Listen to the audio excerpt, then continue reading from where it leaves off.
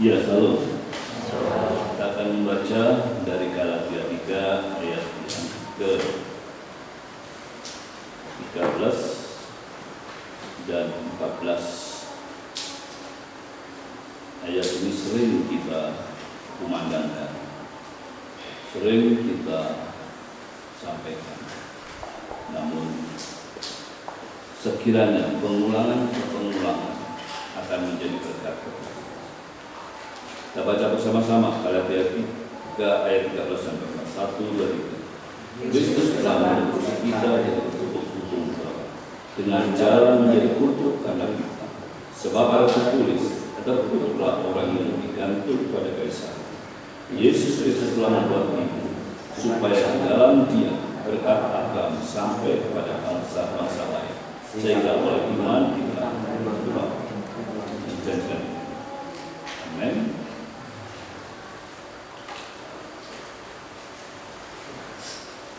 Ayat ini begitu luar biasa, menghibur, memberkati bagi kita yang ada di dalam Tuhan. Di mana Rasul Paulus menyampaikan firman-Nya kepada jemaat di Galatia.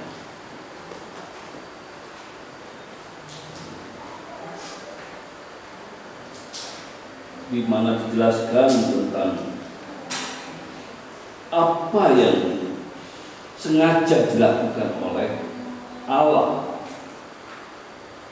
untuk milik kepunyaannya, untuk orang yang dipilih sebelum dunia ini dijadikan, yang hadir khususnya di zaman sekarang ini, yang penuh dengan tantangan, yang penuh dengan kejahatan. Sekiranya kita boleh kuat di dalam Tuhan. Bapak Ibu Saudara yang saya kasih dalam Tuhan, di dalam Kejadian pasal yang ke-12 ayat yang ketiga, Kejadian 12 ayat yang ketiga, di situ dikatakan, Aku akan memberkati orang-orang yang memberkati engkau, dan mengutuk orang-orang yang mengutuk engkau, dan olehmu semua kaum di muka bumi akan mendapat berkat. Pada saat saya mencoba untuk mencari, menggali ayat yang ke-14 di dalam Galatia itu diberikan kepada bangsa lain selain orang Israel. Kalau sudah selain orang Israel, zaman itu adalah orang fasik, orang kafir menurut Alkitab. Tanpa Kristus kita tidak akan memperoleh keselamatan. Tanpa Kristus kita tidak bisa mendapatkan berkat yang disampaikan Rasul Paulus di ayat yang ke-14 itu.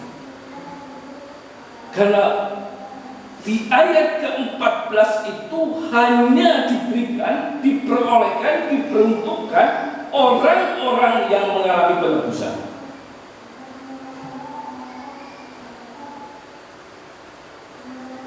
Berbahagia kita semua yang ada di dalam penebusan Kristus secara khusus. Namun ada tantangannya. Iman yang sama dengan iman Abraham yang ada pada kita bertumbuh atau tidak, ini yang menjadi tantangan. Iman saya bertumbuh atau tidak? Iman saya ini stagnan atau makin bertumbuh? Saya sering suka mengatakan, kalau bebanmu kurang berat, minta yang berat. Kalau bebanmu belum membuat menangis, mintalah buat menangis. Kalau masih kurang, mintalah. Supaya apa? Nah ini, supaya iman kita makin bertumbuh atau makin kita hancur. Bapak Ibu Saudara kasih Tuhan, saya sering berkata, berbahagialah hidup di dalam tantang. Ada orang yang nggak ditantang, susah untuk berdoa. Orang yang tidak mengalami suatu tantangan, nyaman,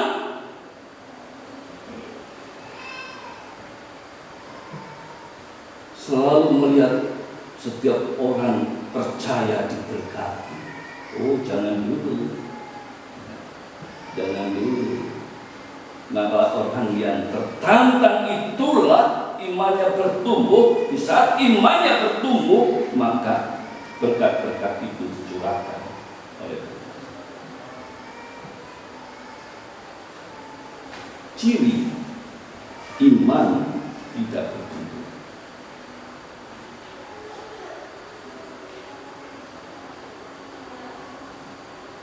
Sukanya bersungut-sungut. Sukanya bersungut-sungut. Sindiran kita. Orang-orang yang studi di teologi biasa begini. Senin telur, Selasa tempe, Rabu ikan asin, Kamis ayam, Jumat tahu, Sabtu, nanti tiba lagi hari itu pasti telur, pasti ikan asin. Sindiran dari orang yang setuju. Pada saat dia berdoa, terima kasih Tuhan, di sini sudah ikan asin.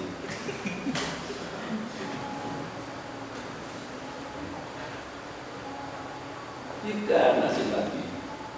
Padahal kalau tahu ikan asin terus dilapar. Ya, tapi kalau sudah ketemu ikan asinnya,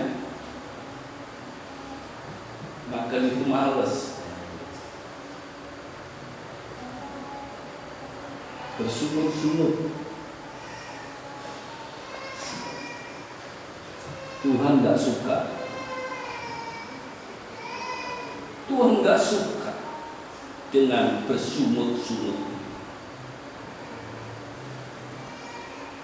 Di saat bersungut-sungut bangsa Israel, maka Tuhan murka.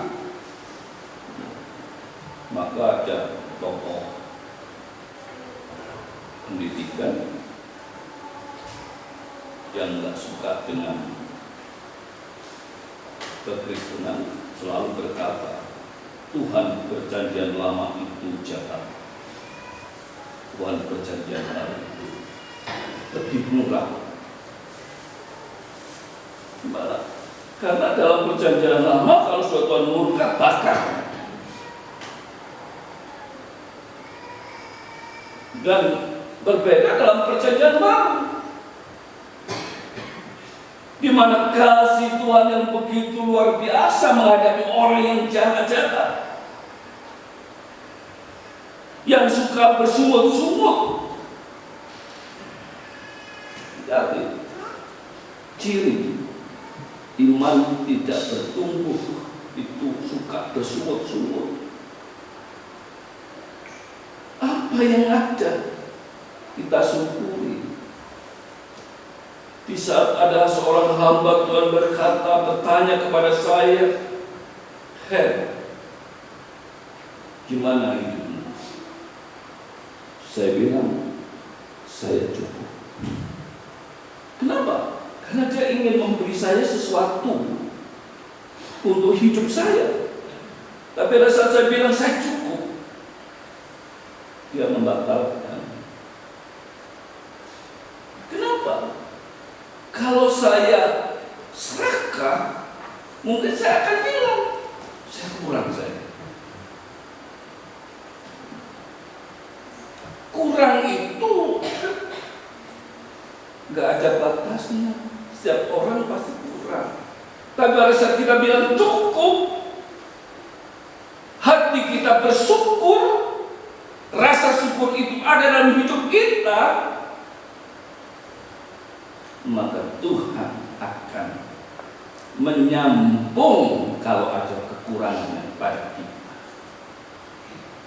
dengan caranya tanpa kita kenal dalam pikiran kita. Tuhan sanggup dalam itu. Maka hati-hati di saat kita sudah mulai akan bersungguh-sungguh.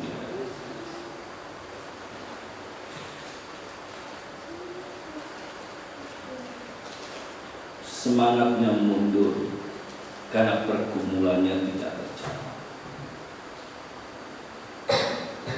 Dalam ayat firman Tuhan dikatakan, jangan berikan pisau kepada anak, jangan berikan sesuatu yang tidak berguna, bahkan mencelakakan dirinya. Itu bahaya. Di hadapan Tuhan, Tuhan tidak akan pernah memberikan sesuatu yang mencelakakan anak-anaknya. Walaupun kita minta ngotot, kalau itu mencelakakan diri kita, Tuhan tidak akan kasih. Tapi kalau itu yang dibutuhkan, maka akan dikasihkan. Tanpa kita minta, akan diberikan oleh Tuhan. Tuhan tahu apa yang menjadi kebutuhan. Tuhan tahu. Masa kecil saya sudah punya tas, tapi tasnya sudah 1 tahun lebih. Kemudian saya minta pada orang tua saya,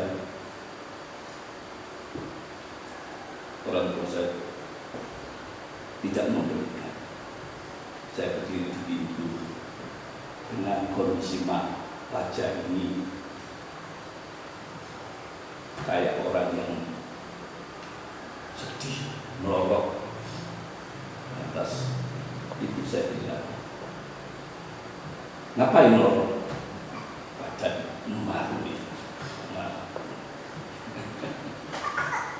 Bapak Ibu Saudara Tuhan, tas masih bisa dipakai, masih bisa. Tapi keinginan anak itu biasanya yang baru. Tapi itu tadi, ya. Karena memang dia juga pas-pasan, maka ya, si anak ini nggak mengerti. Marahlah. Ya. Kita coba baca di dalam 1 Tesalonika 5 ayat yang ke-16 dan 19.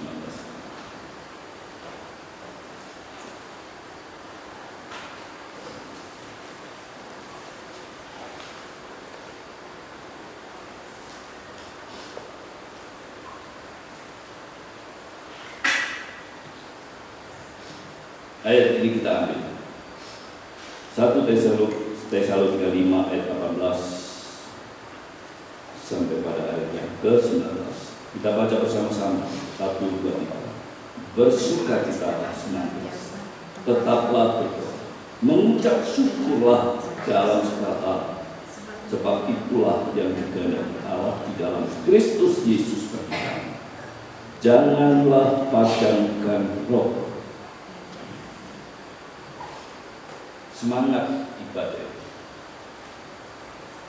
Ibadah itu semangat, bukan loyo. Ibadah itu bukan kekuatan kita. Ibadah itu kekuatan Allah yang ada pada kita. Tapi kalau kita sendiri sudah membentuk untuk loyo, biasanya Adam dan Hawa pada saat dia berdosa di hadapan Tuhan, sembunyilah Adam. Pada saat dicari Tuhan, di manakah engkau? Dia sembunyi. Dua-duanya sembunyi. Itu kebiasaan orang berdosa. Semangatnya makin hilang. Makin hilang, mau datang malu. Ayo. 23. Makin semangat, makin maju iman kita. Jangan biarkan orang yang ada di rumah kita tidak datang beribadah. Kita yang punya semangat, yang punya iman, ayo ajak. Jangan kendor iman kita. Jangan buat kita nyenyak tidur. Karena sesuatu di rumah yang harus dipertahankan, maka ibadah dilupakan. Berharap berkat tetapi tidak menyembah Tuhan. Berharap berkat tapi melupakan Tuhan. Berharap diberkati tetapi tidak mau menyembah yang berkat. Mari kita semangat di dalam Tuhan.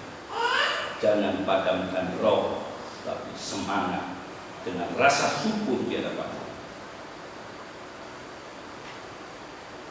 Jangan menyederhanakan hak Tuhan.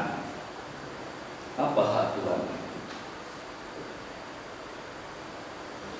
Kasihlah Tuhan Allahmu dengan segenap hatimu, dengan segenap jiwamu, dengan segenap akal budimu. Kasihlah sesamamu seperti engkau mengasihi dirimu sendiri. Itu haknya Tuhan. Itu hukum Tuhan. Pada saat kita melanggar ini, kita memberontak di hadapan Tuhan. Itu pemberontakan yang luar biasa di hadapan Tuhan. Pada saat kita tidak melakukan ini, kita sudah memberontak di hadapan Tuhan. Hukum Tuhan tetap hukum Tuhan. Pada saat Tuhan kita hindari, maka murka yang muncul di hadapan kita.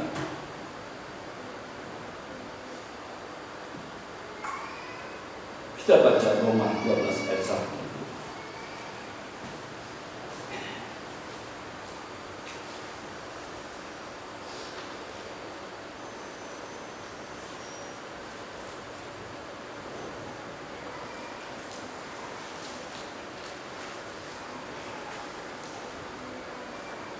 Mari kita bersama membaca 1, 2, 3. Karena itu saudara-saudara, demi kemurahan Allah, aku mengasihi supaya kamu mempersembahkan tubuh sebagai persembahan yang kudus dan yang berkenan kepada Allah. Itulah ibadah yang bisa. Janganlah kamu menjadi serupa dengan dunia, tetapi berubahlah oleh pembaharuan tubuh, sehingga kamu dapat membedakan manakah kehendak yang baik dan berkenan kepada Allah dan yang sempurna. Persembahkan tubuh. Persembahkan tubuh.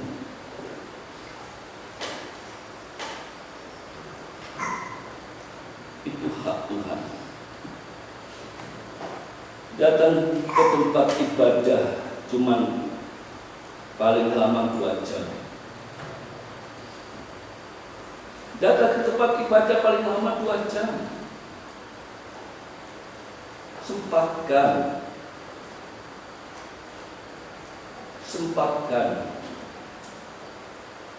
Di luar sana banyak sindiran. Orang Kristen kalau ibadah cuma 1 minggu sekali. Masa 1 minggu sekali datang ke tempat ibadah aja nggak bisa? Sempatkan.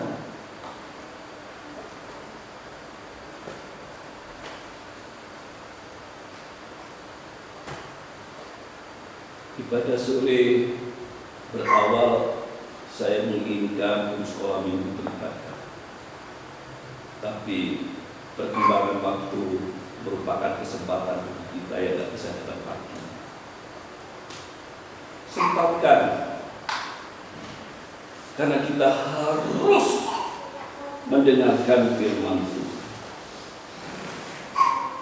Iman Abraham bertumbuh. Kalau kita perhatikan saudara, Abraham dipanggil oleh Tuhan dari tempat di mana keluarga Abraham ini penyembah berhala. Keluarga Abraham itu penyembah berhala. Abraham dipanggil untuk keluar dari keluarganya. Dan penulis kitab Ibrani bersaksi di mana sampai Abraham berani memberikan korban anaknya pada saat Tuhan bicara.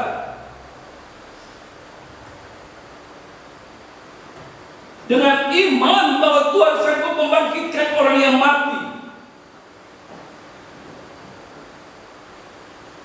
Iman Abraham bertumbuh dengan luar biasa di hadapannya.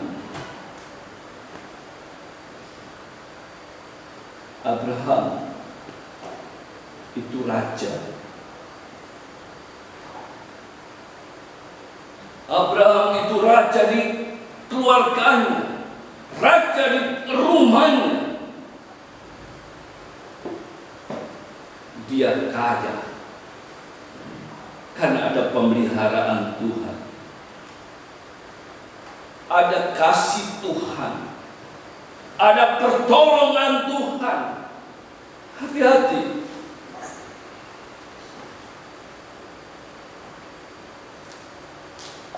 Abraham juga memberikan perpuluhan di hadapan Imam Melkisedek.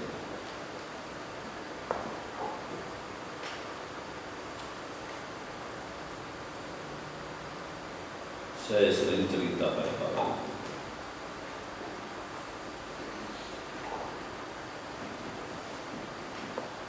Beli bakso satu mangkok, uangnya penuh, pendolnya satu. Tukang baksonya tanya, Pak, kok cuma satu? Iya, cuma satu.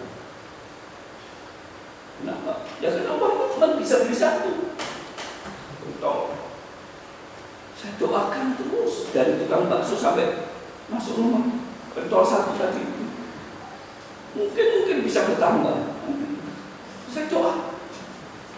Sampai di pastori tetap satu. Disitulah renungan saya. Di saat saya tidak berani memberikan perpuluhan. Perpuluhan itu pas 1/10 daripada kita dapat. Total yang kita dapatkan lengkap, jangan dikurangi. Itu bahaya.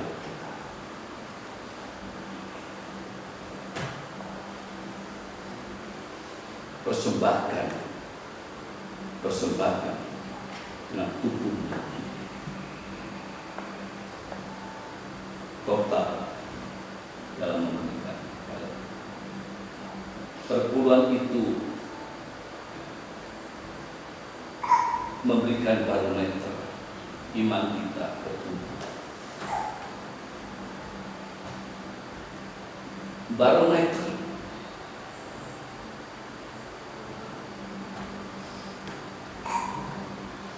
saat saya di depannya berarti jenazah Ibu Pujiastuti, saya yakin Tuhan ada yang akan menangkan.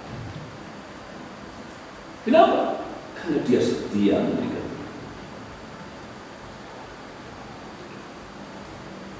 Orangnya sudah disebutkan, bisa salah sama.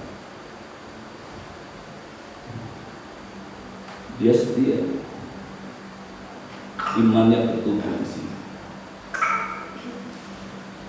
Bapak Ibu Saudara, jadikan berharga di mata Tuhan. Biarkan iman kita makin bertumbuh di hadapan. penebusan menentukan berkat Abraham. Berkat Abraham hanya bisa didapat apabila iman kita bertumbuh. Ayat firman Tuhan berkata, jadi iman timbul dari pendengaran, dan pendengaran oleh firman Kristus.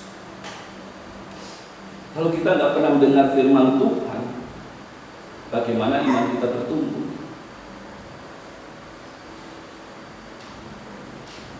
Hendaklah hidup berpacaran dengan Injil Kristus, supaya apabila aku datang, aku melihat, dan apabila aku tidak datang, aku mendengar, bahwa kamu teguh berdiri dalam satu roh, dan sejati, dan sehati sejiwa berjuang untuk iman yang timbul dari berita Injil. Di depan kita, di mana Tuhan sudah berkorban untuk kita. Tuhan sudah korbankan dirinya untuk kita, yang tidak memperhitungkan siapa kita, yang tidak menghitung-hitung lebih dulu siapa kita, dan memberkati dengan luar biasa. Dia mau mati di atas kayu salib. Pada pagi ini kita diundang untuk datang, untuk mengingat kematian Kristus di atas kayu salib. Sekiranya perjamuan kudus ini meneguhkan iman kita dan berkomitmen untuk setia kepadanya. Hati-hati. Pada saat hati kita berbicara, Tuhan, aku mau setia, penuhi. Penuhi. Jangan tanggalkan kesetiaan itu di hadapan. Ajarkan anak-anak kita untuk makin setia kepada Tuhan, untuk datang kepada Tuhan, untuk menyembah Tuhan. Jangan biarkan dia tidur di rumah di saat ibadah itu memanggil kita. Di gereja kita, sekolah minggu ada subuh. Kalau pagi tidak bisa bangun, ajak subuh, supaya dia juga mendengarkan firman. Kalau ngajak anak, jangan kita nggak mau diajak juga. Kita juga datang kepada Tuhan. Jangan seperti teman saya, ayo ibadah, aku titip. Jangan. Ya, salah. Beribadahlah kepada Tuhan. Ya. Jangan sok titip sama anak kita. Doakan dia di gereja. Maaf. Ya. Mari kita akan berdoa dan masuk ke dalam